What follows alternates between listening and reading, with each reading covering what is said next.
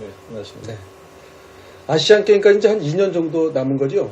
그렇습니다. 그럼 그때까지 앞으로 돈이 얼마나 더 들어가야 되는 겁니까? 저희 시비가 9천억 정도 추가 투입돼야 됩니다. 2년 동안 9천억을 들어가면 그러면 인천시의 재정이 매우 위험해진다 뭐 이런 얘기입니까?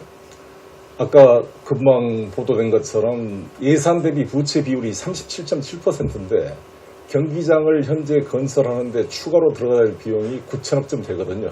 이것을 지방채를 발행해서 하게 되면 당연히 40%가 넘게 되고, 그렇게 되면 행안부가 또 위기 지방자치단체로 지정하겠다 이렇게 하고 있기 때문에 저로서는 진퇴양난의 그런 그러니까 이제 상황에 있는 것이죠. 아시안 게임 한번 하려다가 이 허리가 휘는 상황이 올 수 있다 이런 얘기군요. 그러면은 9천억 원 중에서 중앙정부에서 어느 정도 보조해야 되려는 겁니까? 지금 경기장에 대한 건설비 국비 지원이 이제 평창 수준으로 해달라는 건데 평창이 75% 정도 해주고 있거든요. 근데 우리 인천 같은 경우는 전체 총 비용 중에 한 20% 수준의 지원밖에 못 받고 있습니다. 네. 그 평창과 왜 그렇게 차이가 많이 난다고 생각하십니까? 올림픽이고 아시안게임이라서 그런 건데 사실 아시안게임도 이제 상당히 변화가 돼서 과거와 달리 아시아가 세계의 경제 중심으로 변화가 되고 있기 때문에 아시안게임이 올림픽에 못지 않거든요. 특히 지난 광주 아시안게임은 북경 올림픽에 상응할 정도로 대단한 규모로 치러졌습니다. 그리고 또 우리가 광주 아시안게임 다음에 바로 치르는 인천 아시안게임이기 때문에 중국과의 대비도 되고 그래서 좀 더 국가적으로 신경을 써야 될 대회다 이렇게 생각합니다. 네. 뭐 전임 시장 때긴 합니다만 이제 중앙정부 쪽에서는 뭐 인천에서 알아서 한다고 해놓고서 왜 이제 와서 뭐 이제 소위 앓는 소리를 하냐 이런 시각도 있단 말이에요. 어떻게 생각하십니까? 그런 건 아니고요. 저도 그때 국회의원이었는데 아예 국회에서 인천시장의 요청을 수용해서 아시안게임 유치위원회까지 만들어서 띄웠습니다. 네. 그리고 당시 제가 이 문서까지 가지고 왔는데 다 총리, 장관이 다 서명한 성명서가 제출되지 않으면 네.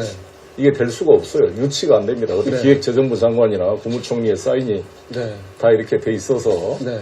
유치가 된 거기 때문에 이게 네. 이런 해당 유치를 희망하는 도시 해당 국가의 중앙정부의 재정 보증이나 동의석 없이는 유치 자체가 안 되게 돼 있습니다. 네. 그 보니까 뭐 변양균 장관 이름도 들어있고 그렇군요. 그러면은 지금 뭐 반납하겠다는 게 뭐 반납한다는 것보다 좀 도와달라는데 좀 중점이 찍혀 있는 것 같은데 중앙정부하고는 좀 얘기가 잘 안 되고 있습니까?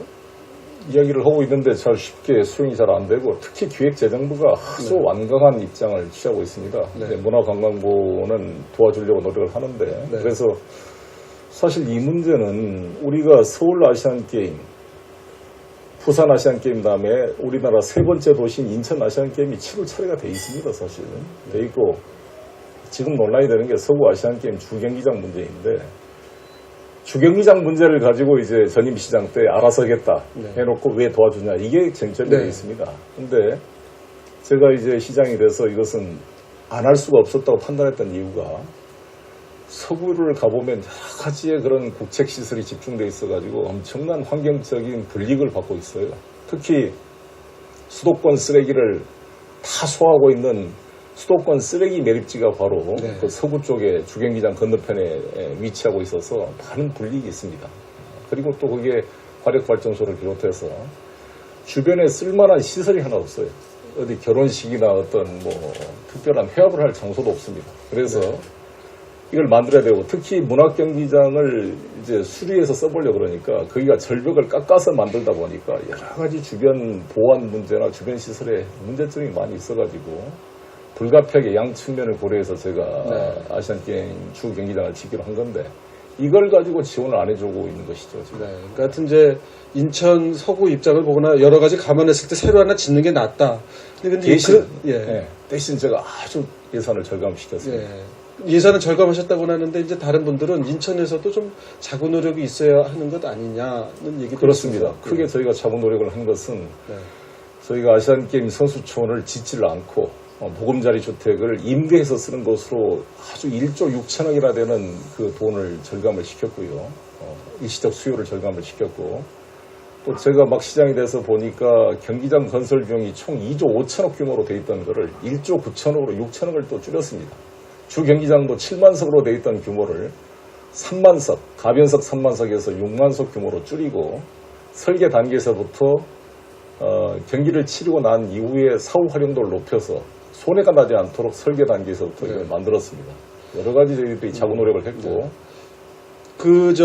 인천 시민들은 말이에요. 어떤 의견들이십니까? 좀 뭐 손해가 나더라도 하자입니까? 아니면 좀 뭐 특단의 결단을 하자는 쪽입니까? 아시안 게임이 이게 군대 행사가 아니라 대한민국을 대표해서 대한민국 정부와 국회가 유치위원회를 만들고 각 중앙정부가 다 동의를 해서 유치한 이 국제대회고 이게 2년밖에 남지 않았기 때문에 이거는 당연히 성공적으로 치러야 된다고 봅니다. 근데 문제는 저희가 인천이 여러 가지로 어려운 상황에 처해 있거든요, 지금.